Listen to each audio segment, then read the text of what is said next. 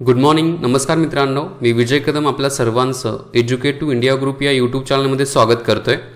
तर daily current affair आपण बघत आहेत. महत्त्वाचे जे चालू घडामोडी आहेत या सर्व परीक्षांच्यासाठी आपण बघत आहोत. मराठीमधून बघत आहोत. वन बाय वन आपण पॉईंट बघणार आहोत.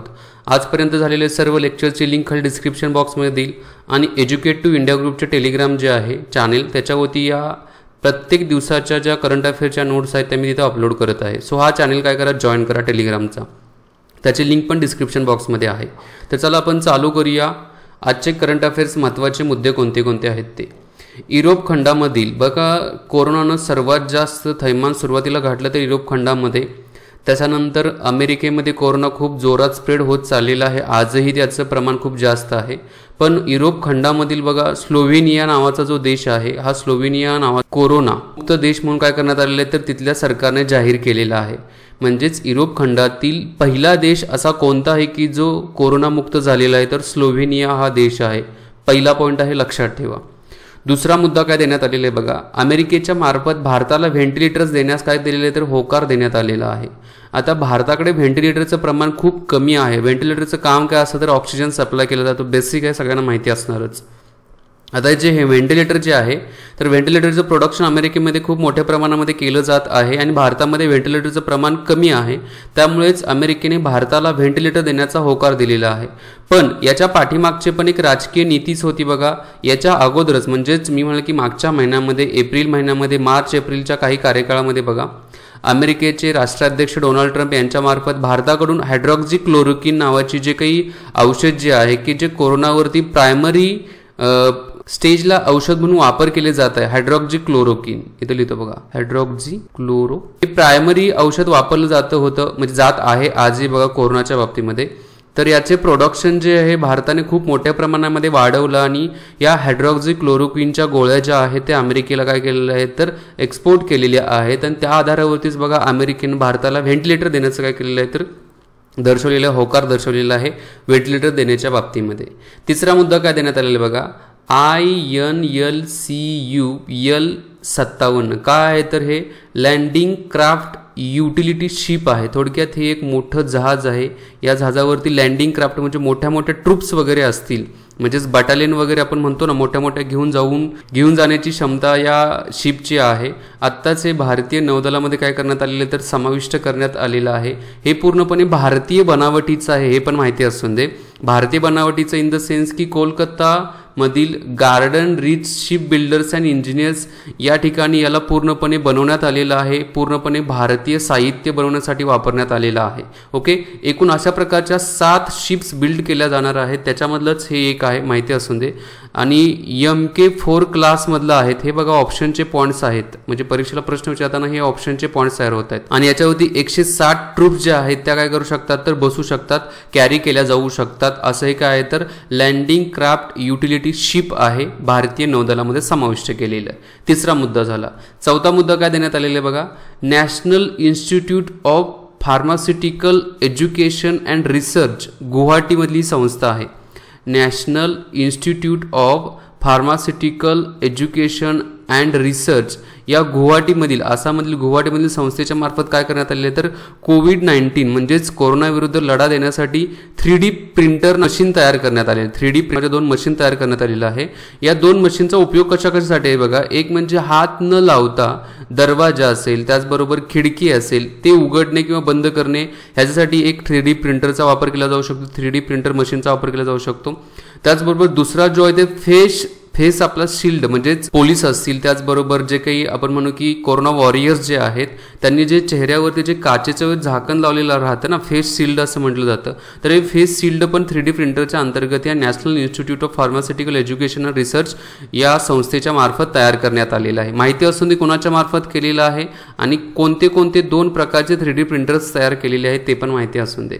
नेक्स्ट मुद्दा काय देण्यात आलेला आहे बघा, नेक्स्ट 5वा मुद्दा जो आहे तो युनेस्कोच्या मार्फत 16 मे हा जो दिवस आहे आंतरराष्ट्रीय प्रकाश दिवस म्हणजेच इंटरनॅशनल डे ऑफ लाईट हा काय केला जातो 16 मे सेलिब्रेट केला जातो युनेस्कोच्या मार्फत. आता हा सेलिब्रेट का केला जातो बघा, तर पहिल्यांदा जे लेझर ऑपरेशन जे आहे, लेझर म्हणजेच लेझरचा जो पहिल्यांदा वापर केला होता तो 16 मे 1960 मध्ये सक्सेसफुली वापर करण्यात आलेला होता किंवा सक्सेसफुली यूज करण्यात आलेला होता. कुणाच्या मार्फत हा यूज केला होता तर थिओडोर मेमेन नावाच्या सायंटिस्टा मार्फत. नाव लिहितो बघा, थिओडोर मेमेन नावाच्या सायंटिस्टा मार्फत याचा वापर करण्यात आलेला होता किंवा याच्या मार्फत हे रिसर्च करण्यात आला होता. त्या आधारावरतीच बघा या 16 मेलाच आंतरराष्ट्रीय प्रकाश दिवस म्हणजेच इंटरनॅशनल डे ऑफ लाईट असा सेलिब्रेट केला जातो युनेस्कोच्या मार्फत. ठीक आहे. नेक्स्ट मुद्दा काय देण्यात आलेला बघा, गोल प्रोग्राम, GOAL, गोल प्रोग्राम काय आहे बघा, लॉंग फॉर्म याचा going online as a leaders. हा कार्यक्रम जो आहे एक म्हणजे फेसबुकच्या मदतीने केला जाणार आहे भारतामध्ये, पूर्ण भारतामध्ये. आणि याला कोणी लॉन्च केलेलं आहे तर केंद्रीय आदिवासी मंत्री जे आहे ते अर्जुन मुंडा यांच्या मार्फत याला लॉन्च करण्यात आलं आहे. म्हणजे सेंट्रल ट्रायबल मिनिस्टर जे आहे, ट्रायबल मिनिस्टर अर्जुन मुंडा यांच्या मार्फत ह्याला लॉन्च करण्यात आलेला आहे या प्रोग्रामला. या प्रोग्रामचा मेन उद्देश काय बघा, डिजिटलचा वापर कशा पद्धतीने करायला पाहिजे आणि हा वापर करण्यासाठी आदिवासी युवकांना मार्गदर्शन करण्यासाठी त्याचबरोबर आदिवासी युवकांच्यामध्ये एक नेतृत्व आणि वैयक्तिक विकास गुण जो आहे तो विकसित होण्यासाठी या गोल प्रोग्रामचा वापर फेसबुकच्या मदतीने केंद्रीय आदिवासी मंत्रालयाच्या मार्फत केला जाणार आहे. पॉइंट्स लक्षात ठेवा.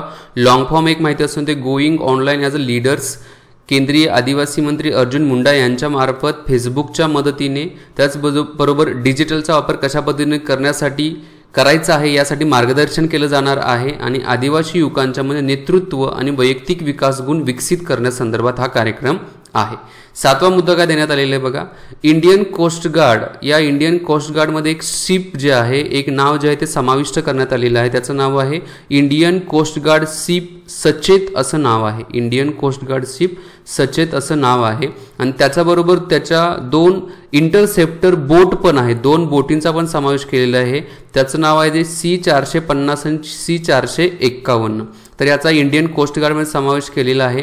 याचा मेन उद्देश काय तर पॅट्रोलिंग म्हणजेच जे काही मरीनचा जो एरिया आहे, कोस्टलचा जो एरिया आहे, या एरियावरती गस्त घालण्यासाठी या इंडियन कोस्ट गार्ड शिप सचेतचा वापर, त्याचबरोबर या बोटींचा वापर केला जाणार आहे. ठीक आहे. नेक्स्ट 8वा मुद्दा काय देण्यात आलेले बघा, 15 मे 1975 रोजी सिक्कीम हे राज्य जे आहे, आता जे सिक्कीम जे राज्य आहे ना, ते 15 मे 1975 रोजी भारताचा भाग झाले होते. ओके. आणि भारताचे 22वे राज्य म्हणून त्याला डिक्लेअर करण्यात आलं होतं. सिक्कीम या राज्यामध्ये बघा चोगयाल घराण्याचं राज्य होतं. सिक्कीम या राज्यामध्ये चोगयाल घराण्याचे राज्य होतं. म्हणजेच थोडक्यात सिक्कीममध्ये राजेशाही पद्धती होती. या राजेशाही पद्धतीचे रूपांतर कशामध्ये करण्यात आलं तर लोकशाही पद्धतीमध्ये करण्यात आलेलं होतं.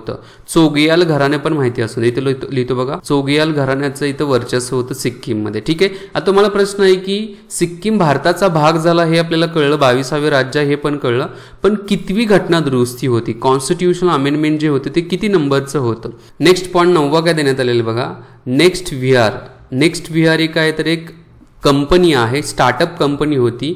ही स्टार्टअप कंपनी ॲपलच्या मार्फत आता काय केली आहे तर खरेदी करण्यात आलेली आहे. कितीला तर $100 मिलियन याची खरेदी करण्यात आलेली आहे.